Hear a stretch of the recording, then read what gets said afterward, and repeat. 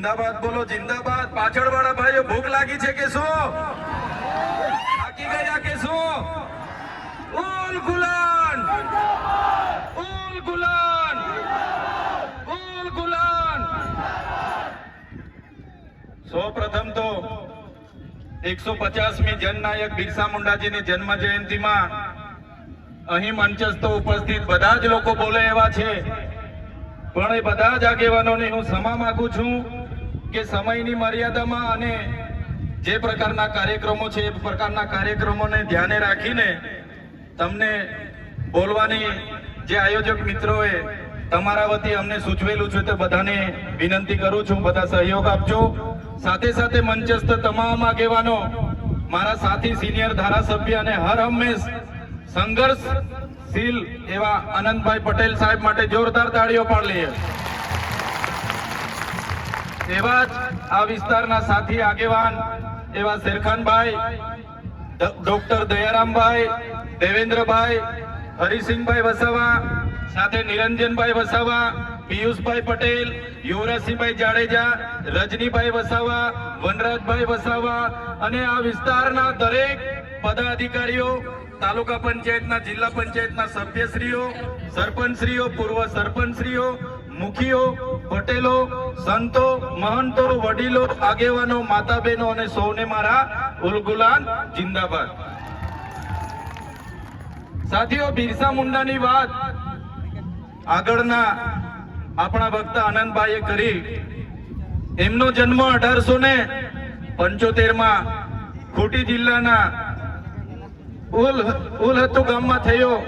એક સામાન્ય પરિવારમાંથી એમણે તે વખતે જોયું કે અંગ્રેજો દ્વારા આપણા આદિવાસીઓની જળ, જંગલ, જમીન પર તરાપ મારવામાં આવે છે, આદિવાસીઓ પર કરવેરા નાખવામાં આવે છે અને 1899માં મુંડા વિદ્રોહ અંગ્રેજો સામે થયો।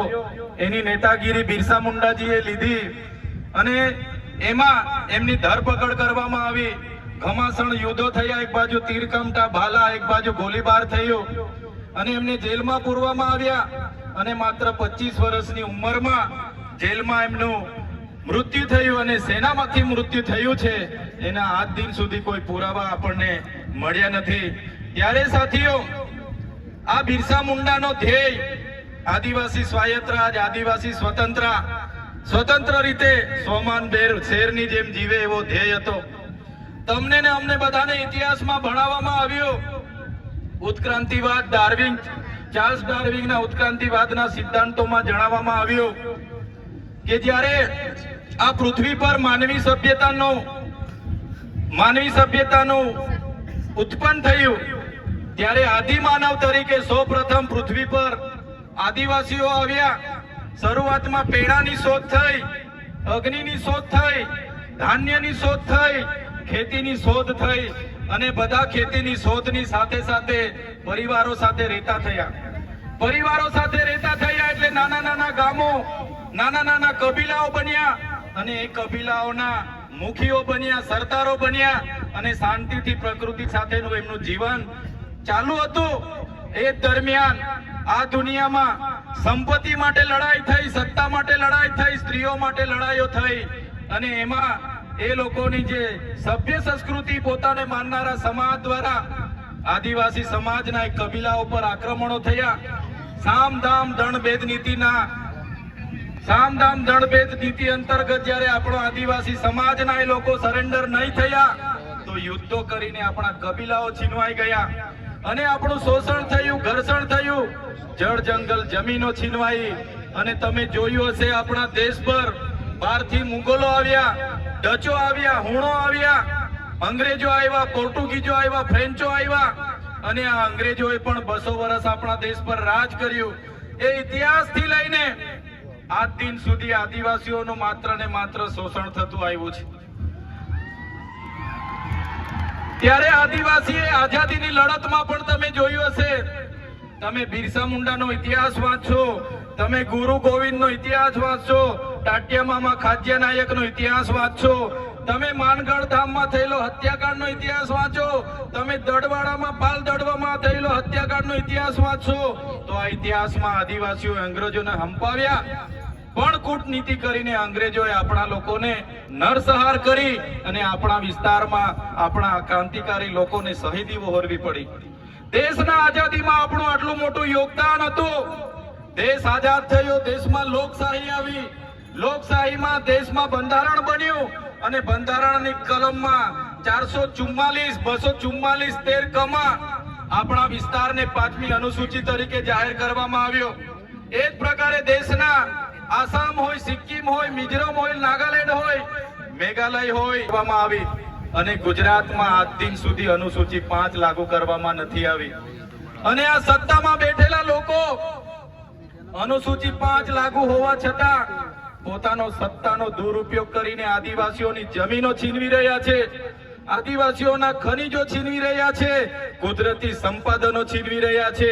રોડના નામે, ડેમના નામે, આ વિસ્તારમાં કોરિડોરના નામે, જીએમડીસી ના નામે, હાઇડ્રો પાવરના નામે, જીઆઈડીસીઓ ના નામે, સરકારી આવાસોના નામે, સ્ટેચ્યુના નામે આજે આદિવાસીઓને એમની જમીનો છીનવાઈ રહી છે.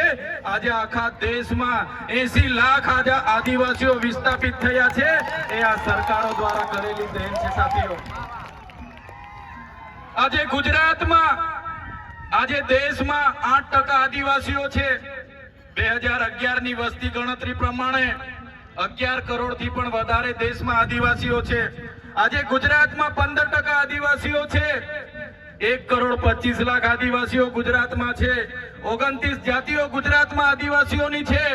આજે તમે મને બતાવો કયા ક્ષેત્રમાં આદિવાસીઓ 15% છે, બતાવો મને. તમે સચિવાલયમાં જશો, આદિવાસીઓનું લિસ્ટ તમે માંગજો. તમે હાઈકોર્ટના જજની યાદી જોઈ લેજો. તમે ઇન્ડસ્ટ્રીયલના આપણા આદિવાસીઓને કેટલા લાભો મળ્યા છે જોજો. તમે રિયલ એસ્ટેટમાં આપણા આદિવાસીઓની સંખ્યા જોજો.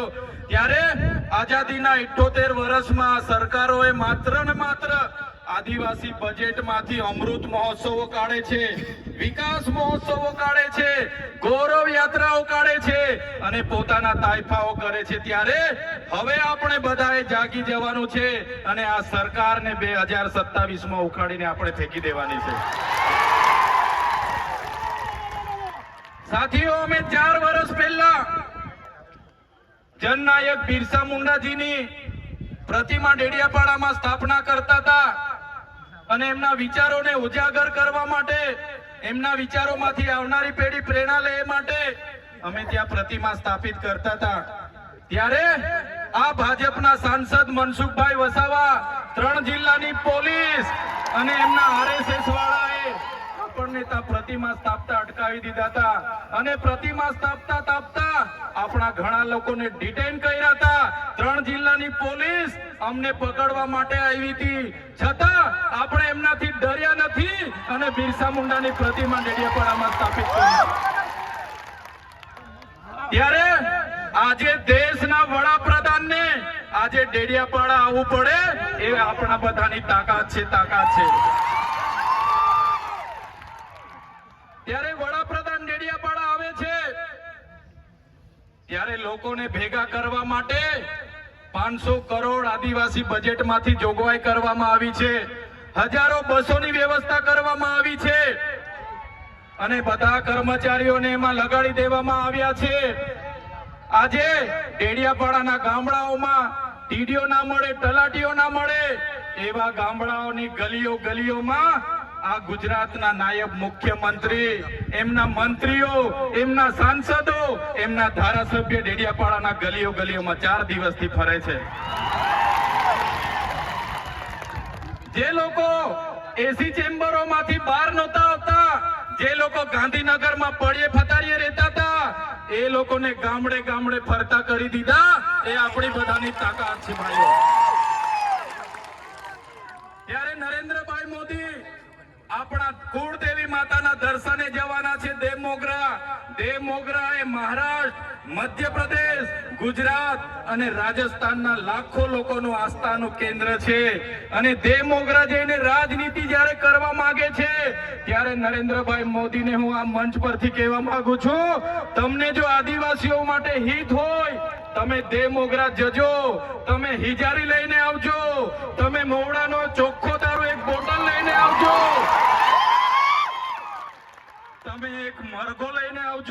એક બકરો લઈને આવજો, દર્શન કરીને એની પ્રસાદી કરીને તમે ત્યાં જ જમીને પછી જજો.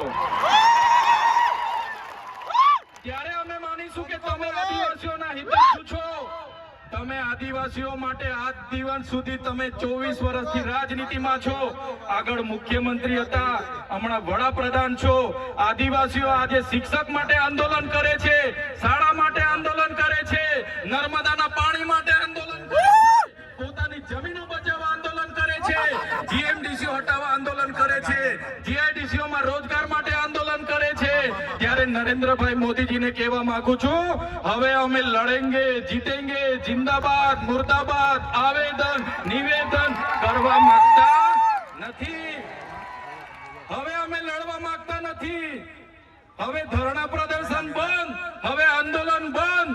જો અમારી 5મી અનુસૂચિ, જો અમારા પૈસા એક, જો અમારી અનામત, જો અમારી 73 એની જમીનોને આવનાર દિવસોમાં જીએમડીસી ના નામે માગશો, માલસામોટ પ્રોજેક્ટના નામે માગશો, હાઇડ્રો પ્રોજેક્ટના નામે માગશો, અણુ મથકના નામે માગશો, તો અમે આંદોલન નથી કરવાના.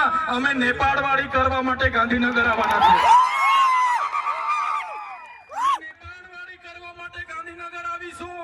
તે દિવસે તમારો ને અમારો સામનો થશે, તે દિવસે ખબર પડશે ઓરિજિનલ આદિવાસીઓ કોણ છે તે.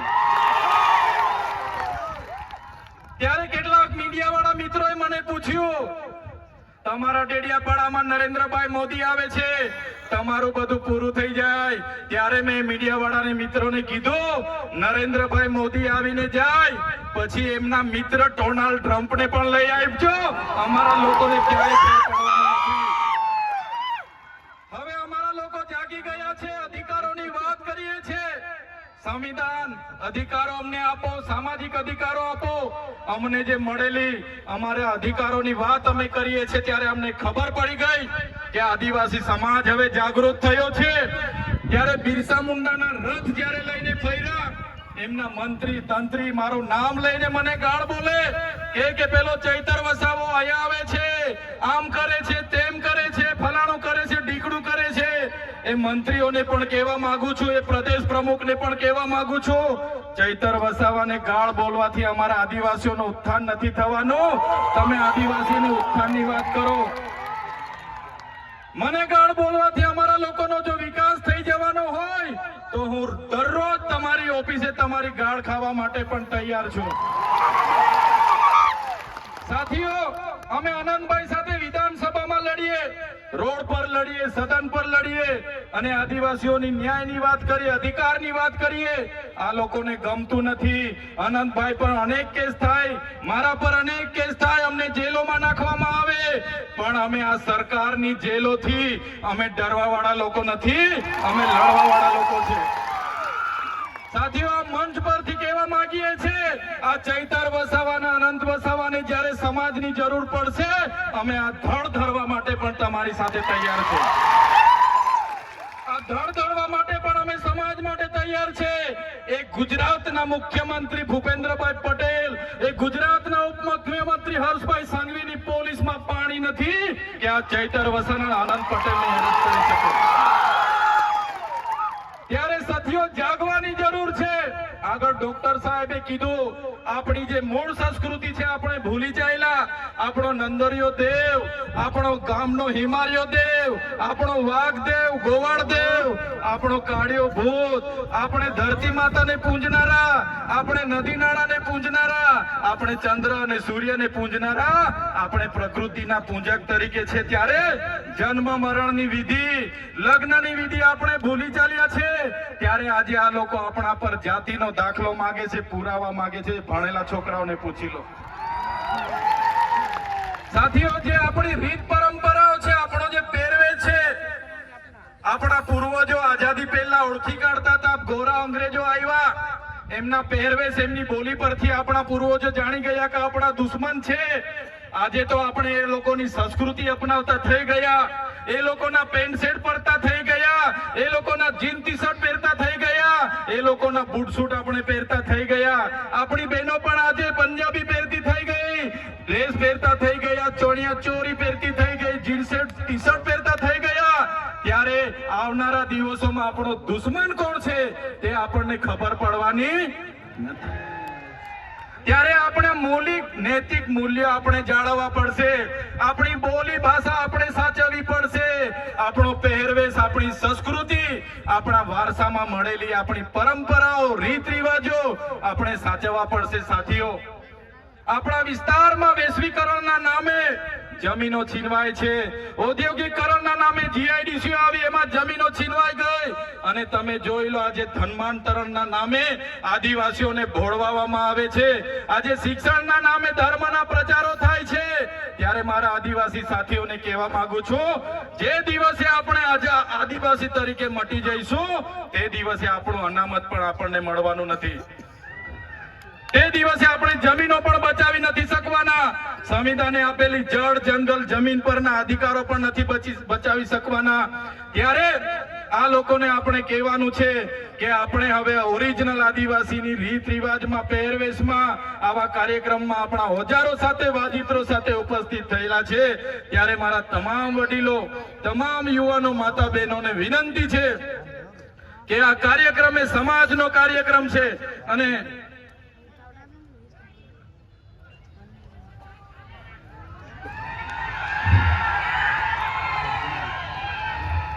આજનો આ કાર્યક્રમ એ આપણી સમાજની તમે એકતા બતાવી છે.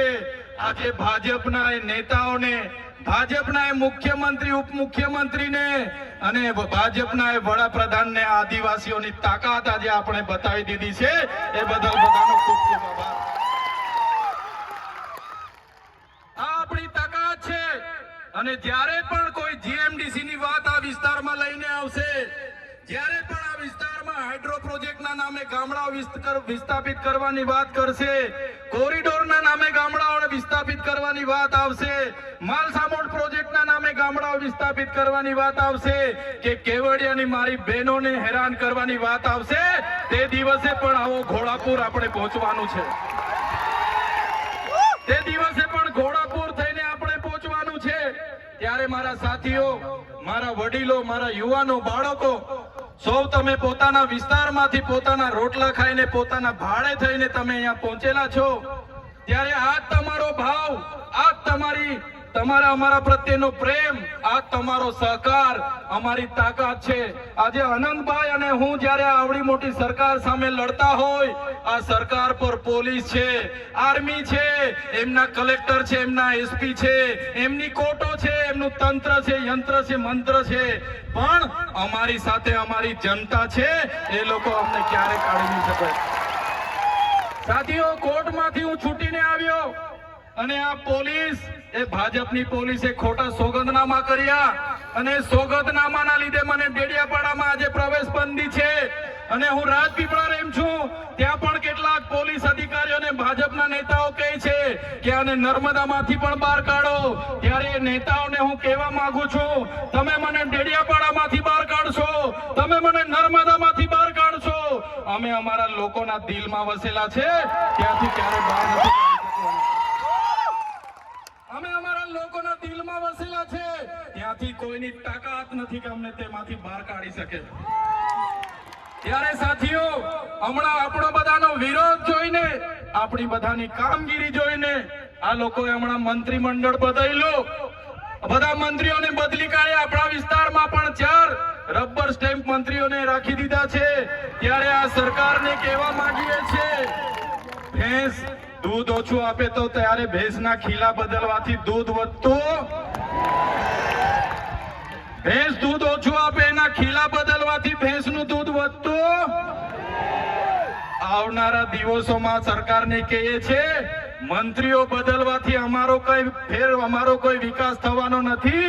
2027માં અમે સરકાર બદલી દેવાના છે. બદલી દઈશું ને આપણે? તૈયાર છો બધા? ત્યારે આ સરકારને ખબર પડશે કે સરકાર બદલવા વાળા આવી ગયા છે. ત્યારે સાથીઓ, વધારે વાતો નથી કરતા, હજુ આપણે અહીંથી રેલીનું પ્રસ્થાન કરવાનું છે. આજે વડાપ્રધાન નરેન્દ્રભાઈ મોદીજી ડેડિયાપાડામાં આવે છે એમ કરીને પરવાનગી તો માંગવાની હોતી નથી અમારે, છતાં પોલીસ વિભાગ અને વહીવટી તંત્ર દ્વારા કહેવામાં આવ્યું કે જેમ બને તેમ પ્રોગ્રામ પતાવજો. ત્યારે એમને કહેવા માંગીએ છે, અમારો જે વડાપ્રધાનનો કાર્યક્રમ છે એમાં આગળ કીધું એમ પોલીસ 7000 છે, આંગણવાડી કર્મચારીઓ આ લાભાર્થી તે લાભાર્થી કરીને ભીડ કરશો, પણ આ ઓરિજિનલ આદિવાસીઓની ભીડ જોઈ લો.